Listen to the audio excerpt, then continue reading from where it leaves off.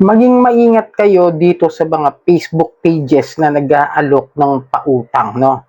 Kasi may mga nakita ko at may mga sinishare ako sa aking Facebook page ngayon na mga nagpapautang tapos pag hindi nakabayad, sabi, ay talagang lantaran niyang ipinopost yung mga hindi nakabayad ng utang. So sa video ito, maglalambing po muna ako sa inyo na paki-follow po ang aking mga social media account, ang Facebook, TikTok at ang aking YouTube channel.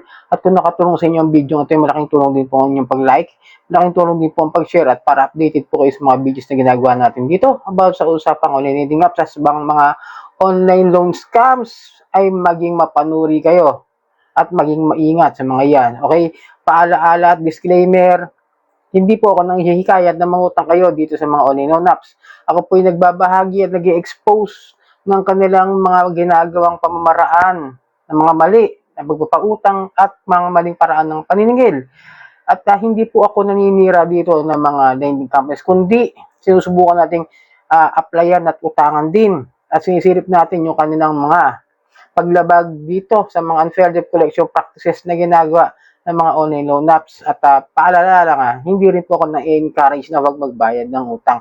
Ang utang ay utang at obligasyon po yan. Okay, paalala lang po yun. Okay, then simulan natin tong Facebook page na ito na shinare ko rin sa aking Facebook, no?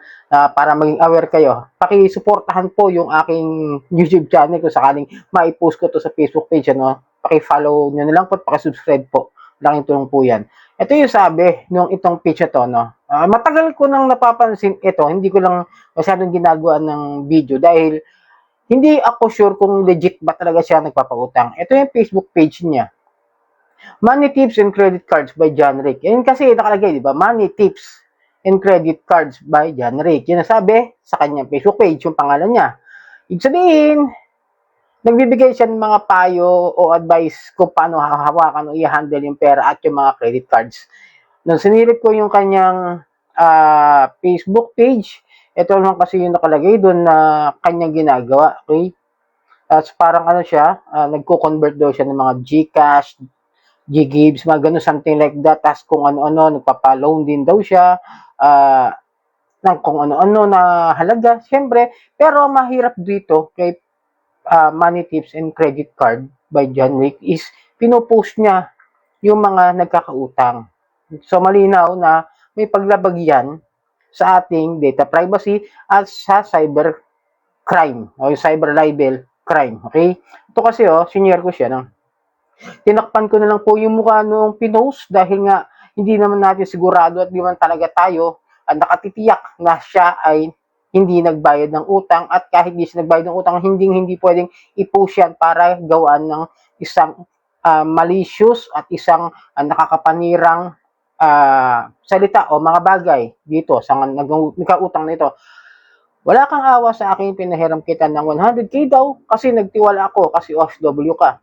Ngayon na sinisingil na kita, sasabihin mo sa akin na natalo sa laro at antayin ko na magbayad ka. Grabe ka, boss, wala kang awa. 91k pa yung balance sa akin, aray ko. Sabi niya. But in the full time na pagsisearch ko sa kanya, sa kanyang Facebook page, no, wala akong makuhang matino o talagang lehitimong informasyon sa kanya. Talagang kahit sa mga photos niya, wala akong nakikitang talagang as in lehitimo yung Facebook page. Parang masasabi is just a dummy account na nagpapa-cloud case, no? Hindi ko siya sinisiraan, ha? Pinapaalalahanan ko ho kayo dahil may mga comments po sa akin na naglabasan sa mga allegations na kapag daw nag-apply kayo sa kanya, ay meron daw fee o yung advance fee o yung processing fee para magkaroon kayo ng loan. Pero, binablock daw niya after makakuha ng advance payment. Ito, sabi niya sa comment section, ano yun, yes, na-scam ako nito last month. After mo mag-send, block ka na. Yan, medyo maging alerto tayo, mga kadyani. Tapos, yung picture na kunwari, pinopost niya na di nagbabayad, kinukuha niya lang sa ibang FB post kasi may isang babae nag-comment doon sa post niya daw, kinuha yung mga pictures. So, it means, yung mga pinopost niya, mga na-post na sa ibang Facebook pages. Tapos gagawa niya ng kwento. Kayong mga na-scam nitong Facebook page ito, no? Pa-advise ko lang kayo, kung marami kayo, kung mas maganda, kung mas mahigit pa kayo sa 10 at you have the allegedly accusations in this Facebook page, mas maganda pong i-report ninyo ng formal na complaint sa PNP, Anti-Cybercrime at sa Anti-Cybercrime. Kasi kung ito mananatili dyan sa Facebook page niya yan, mananatiling kupal yan sa ating social media. At kung totoo man yung mga sinasabi niya na mayroong mga ganito sabi na may nag-comment niya sa akin, kaka-scam niya lang sa taga Bicol, 2,777 nakuha kasi nag-try ng hiram ng 20K. So, nagbayad ng paunang advance payment, matapos mag-send sa QR code, block na siya.